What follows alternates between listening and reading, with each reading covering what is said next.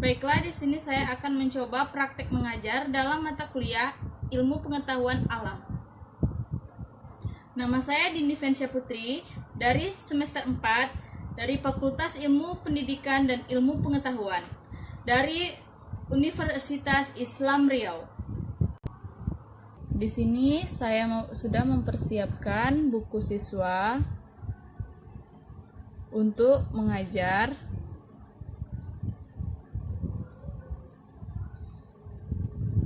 Dan ada RPP yang telah saya buat, tujuan pembelajarannya dan juga langkah-langkah dalam pembelajaran.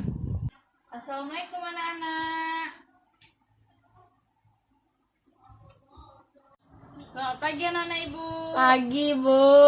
Sebelum kita memulai pembelajaran, mari kita berdoa dulu ya. Berdoa dimulai. Amin. Berdoa selesai. Baiklah. Siapa yang tidak hadir hari ini? Eva Bu. Kenapa Eva tidak hadir? Karena sakit Bu. Oh ya, kita doakan supaya Eva cepat sembuh ya. Iya Bu. Baiklah, di sini kita akan kita memulai pembelajaran dengan membaca peristiwa-peristiwa pada masa pemerintahan kolonial Inggris. Setelah berhasil menguasai Indonesia, pemerintahan Inggris kemudian mengangkat Thomas Staffordshire sebagai letnan gubernur di Indonesia. Raffles memulai tugasnya pada tanggal 19 Oktober 1811. Kebijakan di bidang ilmu pengetahuan: 1. Mengundang ahli pengetahuan dari luar negeri untuk mengadakan berbagai penelitian ilmiah di Indonesia. Raffles bersama Arnoldi berhasil menemukan bunga bangkai sebagai bunga raksasa dan terbesar di dunia. Bunga tersebut diberi nama ilmiah Rafflesia Arnoldi. Raffles menulis buku History of Java dan merintis pembangun Kebun Raya Bogor. Kebun Raya Bogor merupakan kebun biologi yang mengoreksi berbagai jenis tanaman di Indonesia, bahkan dari berbagai penjuru dunia. Kebijakan di bidang ekonomi: 1. Menghapus stegen penyerah diganti dengan sistem sewa tanah. Yang kedua, semua tanah dianggap milik negara, maka petani harus membayar pajak sebagai uang sewa. Upaya Raffles menerapkan sistem pajak tanah mengalami kegagalan karena faktor berikut. 1. Sulit menemukan besar kecilnya pajak bagi pemilik tanah karena tidak semua rakyat mempunyai tanah yang sama. 2.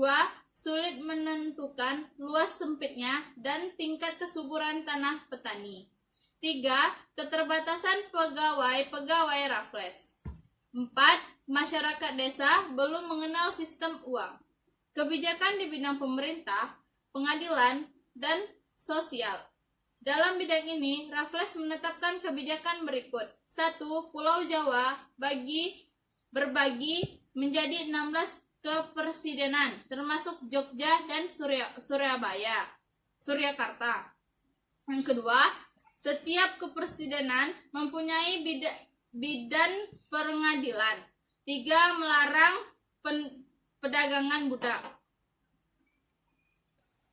Baiklah, dari pembahasan yang Ibu jelaskan tadi, apakah di sini sudah mengerti atau ada yang ingin bertanya? Ada Bu. Siap, Jidan? Apa yang ingin ditanyakan? Bagaimana tentang kebijakan di bidang ekonomi Bu? Oke, Ibu akan menjawab pertanyaan dari Jidan. Kebijakan di bidang ekonominya itu: 1. Menghapus kontingen penyerahan diganti dengan sistem sewa tanah. Yang kedua, semua tanah dianggap milik negara, maka petani harus membayar pajak sebagai uang sewa. Apakah Zidan sudah mengerti? Sudah Bu. Baiklah, kita akan melanjutkan pembelajaran kita hari ini, yaitu sifat-sifat benda. benda-benda yang ada di sekitar kita digolongkan menjadi 3, yaitu benda padat, cair, dan gas. Ketiganya memiliki sifat yang berbeda. Mengapa kamu perlu mengetahui sifat-sifat benda? Salah satunya manfaat mengetahui sifat-sifat benda ialah kita akan tahu cara memperlakukan benda-benda yang ada di sekitar kita. Salah satu wujud benda adalah padat. Kamu pasti memiliki banyak benda di sekitar yang berwujud padat. Kamu dapat memegangnya, dapat memindahkannya tanpa mengubah bentuk aslinya. Benda padat yang ada di sekitarmu dapat diubah dengan beberapa perlakuan seperti diberikan panas, diberi tekanan tinggi, atau diberikan penguatan fisik. Seperti menggunting, menekan, melipat, atau menyobek. Wujud berikutnya adalah cair. Benda-benda cair dapat ditemukan mudah di sekitarmu. Air merupakan zat penting dalam kehidupan makhluk hidup yang berwujud cair. Benda cair yang ada di rumahmu biasanya berada di dalam suatu wadah seperti bak kamar mandi, baskom, gelas, dan katel air. Perhatikan bahwa ketika benda cair itu dipindahkan, ia akan berubah mengikuti wadahnya. Jika wadahnya berlubang, maka cairan itu akan kembali keluar dari wadahnya. Jika kamu melihat sungai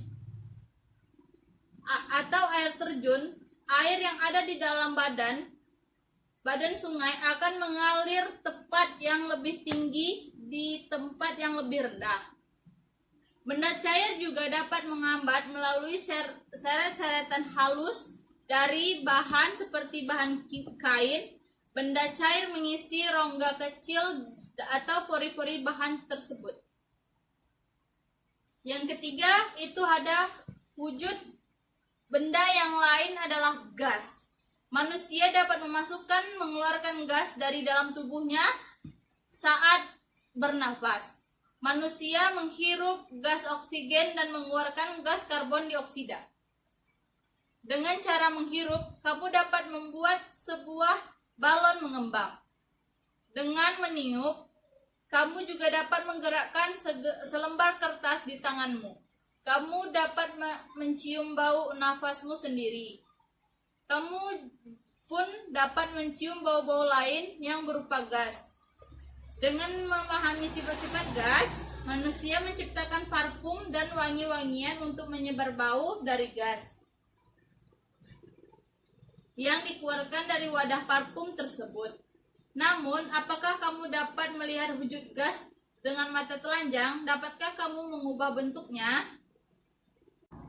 Apakah sudah memahami apa yang tadi Ibu jelaskan? Belum, Bu. Apakah ada yang ingin bertanya? Ada, Bu. Apa, Zidan? Bagaimana contoh benda cair ke padat, Bu? Oke.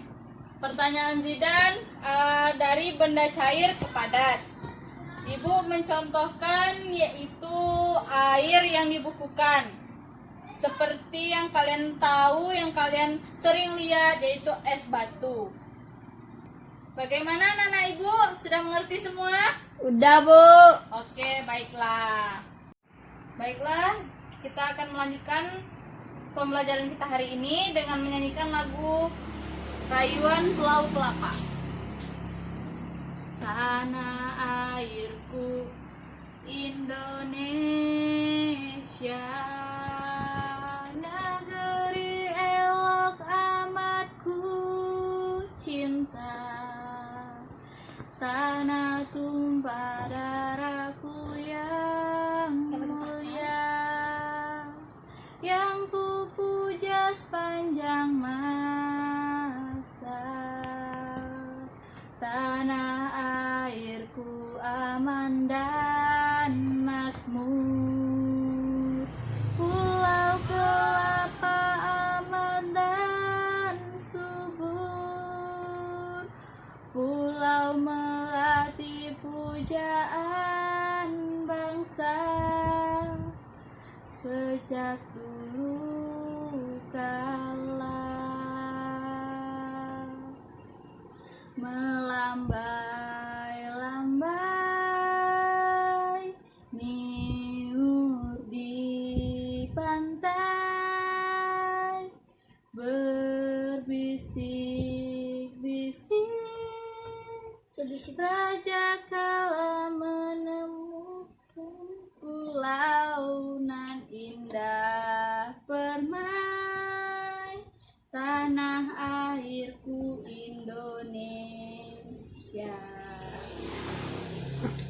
Baiklah, lagu Rayuan Pulau Kelapa merupakan salah satu lagu wajib yang harus dipelajari oleh anak-anak itu semua.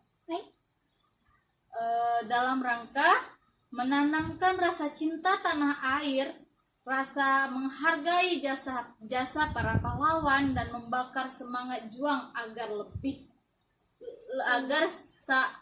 agar selalu menyala.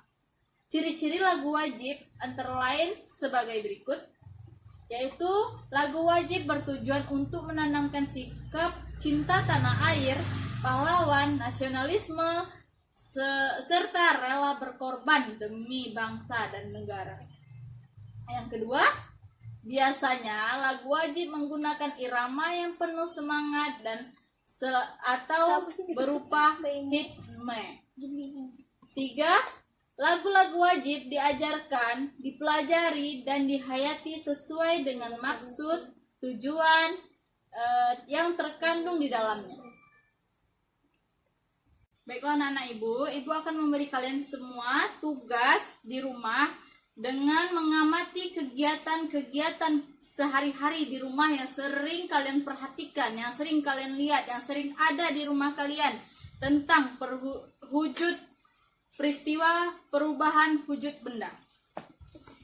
Kalian tulis di buku kalian masing-masing, dan minggu depan akan ibu minta kepada kalian untuk mengumpulkan tugas-tugas tersebut. Apakah anak-anak ibu sudah mengerti apa yang kita pelajarin hari ini? Sudah, Bu. Baiklah, kalau kalian sudah mengerti, ibu akhiri pembelajaran kita hari ini dengan mengakhiri wabillahi taufiq wal hidayah. Assalamualaikum warahmatullahi wabarakatuh. Waalaikumsalam warahmatullahi wabarakatuh.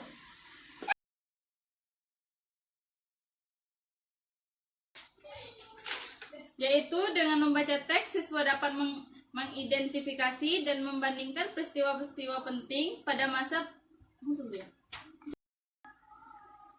Assalamualaikum anak-anak. Apakah kalian sudah sehat?